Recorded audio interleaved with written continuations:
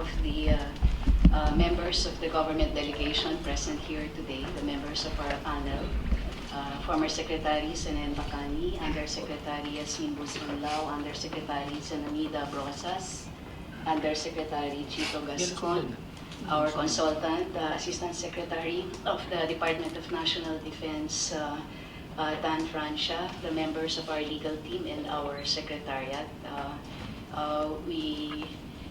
We are pleased to be here today with, as you know, as a good facilitator has said, knowing that we are burdened with great expectations.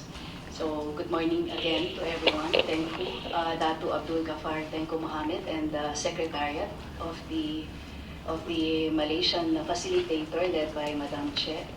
Our good counterparts led by Chairman, Panel Chair Javier Iqbal, Professor Abud, Sierlinga, Mr. Abdullah Kamihan, Datu Tony Kino, the lawyers of and consultants of the MILF, and members of the members of the Central Committee. We are pleased to meet you, perhaps personally, for the first time. Of course, including Ustad Ibrahim Ali, who has been joining us for many rounds now. It's our pleasure to be personally engaged with you for this round. And certainly, I have not forgotten the members of the International Contact Group. From Japan, Ueno-san, Mr. Yuday Ueno. From Turkey, Mr. Ahmed Dogan. From United Kingdom, Mr. Tom Phipps and his companion. Yes, hello. From the NGOs, Consideration Resources, Emma Leslie. Center for Humanitarian Dialogue, Ali Salim. Community of St. Egidio, Professor Alberto Gutrucci, and tomorrow, Dr. Marcos from Muhammadiyah. We have with us, of course, today the civil society groups whom we have invited and or have asked to be with us, and we have willingly agreed to welcome their presence. An old friend, Professor Okta Di Nampo from Sulu, MSU in Sulu.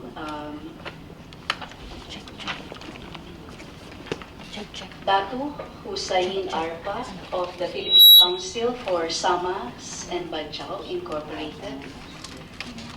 Tomorrow, I think Pastor Montecillo is not yet here with us, also to the MPC based in Lanao del Norte. The presence of the members of the press, the first ever, again as Tenko has noted, when the media was invited to the opening ceremony, the larger than usual number of legislators from the Senate and the House of Representatives who will be joining us in the next days, along with Cabinet Secretary Teresita Quintos Deles and Edwin Lacerda, and the guests of the panel members from civil society are the telltale signs. They manifest the unusually high note of anticipation that we will produce in this round the last of the 4 annexes that we had pledged to accomplish in the framework agreement on the Bangsamoro. In addition, we are expected to close the addendum to the annexes on power sharing and wealth sharing that the government and the MILF panel subsequently agreed to add. To think that we are so close to closing the comprehensive agreement on the Bangsamoro, and we still call this round formal exploratory talks, the 43rd to be precise. It makes one wonder when we will ever get to the next higher stage of formal talks. But it is probably the beauty in the word explorations and exploratory that has allowed us to creatively think, to push and pull here and there, consider and reconsider, to argue and compromise, to add and subtract with net positive results. In effect, to reach this far in our forward march toward a peaceful resolution of the armed conflict between the government and the Moro Islamic Liberation Front. Indeed, we have gone deep into defining and structuring Bangsamoro autonomous governance, how in effect fiscal and political autonomy shall be realized.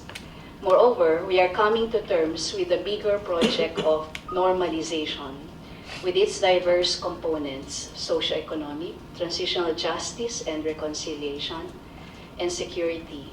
The security aspect alone is made up of several elements: disbandment of private armed groups, decommissioning of MILF combatants and weapons, redeployment of the AFP from or within the Bangsamoro as the security situation improves, a halt to the proliferation of loose firearms, and transitional security arrangements that will see the Armed Forces of the Philippines, the Philippine National Police, and the Bangsamoro Islamic Armed Forces collaboratively keeping the peace on the ground. As with all explorations enthusiastically pursued and assiduously followed by the numerous stakeholders and supporters, the expectations as to what the process will deliver are enormous. Foremost expectation is the end to the armed conflicts in Muslim Mindanao and a halt to the recurrence of violence involving the various armed groups. Certainly, this is an expectation not only for those that will fall inside the Bangsamoro, but those areas which will coexist side by side the Bangsamoro, such as Zamboanga City and the rest of the Zamboanga Peninsula, North Cotabato and Lanao del Norte. We take special note of Zamboanga City, which has yet to fully recover from the trauma resulting from the siege launched by a faction of the Moro National Liberation Front. In this regard, we ask the MILF leadership to ensure that their ranks refrain from any provocative acts that generate distrust among the populace.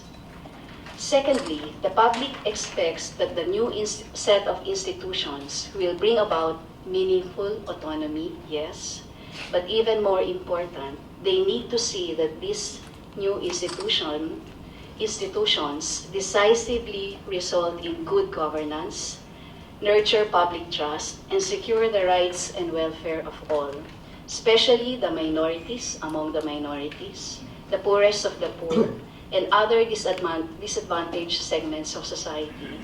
Equally important, these institutions must serve as the functional channel for peaceful political contestation among politicians and would-be politicians from non-traditional sectors, including from those in the MLF and the Moro National Liberation Front. In all, the public expectation is that these, our efforts, will truly make a difference for the better, a difference that is sustainable, a difference that will unite rather than divide, a difference that will bring about a sense of well-being and not stoke the fears and insecurities of the populace. To meet these expectations, we need to put the right people and appropriate mechanisms in place, the benchmarks on which to measure our progress, and the protocols that will guide our actions and instill discipline among our ranks. We must be able to sustain the integrity of our peace process. We must intensify our convergence efforts, quote unquote, among the Bangsamoro and with other non-Moro indigenous peoples. In particular, we ask you, our negotiating partners, to show the goodwill and benevolence in extending the hand of friendship with your other fellow Moros and fellow indigenous peoples, especially those who, like you, historically descended from ancestors who have called Mindanao their home.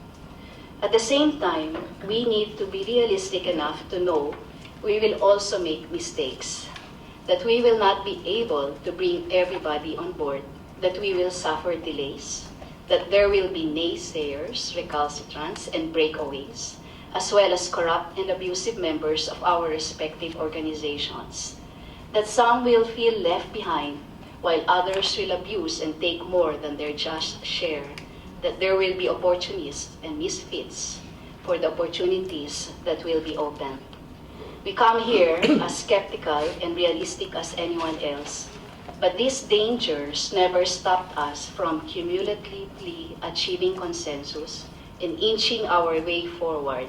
Why should this stop us now from moving on to the next stage of our work for peaceful change and reforms? The many pages of the text that we have initialed and will be initialing soon will have to come alive in the form of real-life changes. Very soon, the main challenge will be to make this difference manifest in the lives of our people, especially of those in Mindanao, in our institutions, especially those of government at different levels, in our mindsets and norms, especially that of our leaders in politics and society. For this reason, we cannot afford to lose more time at the expense of the bigger task of implementation and of the considerable progress we have already gained. The time to conclude the formal exploratory talks is now. Let us enable ourselves to move forward 100% to the next stage of implementation.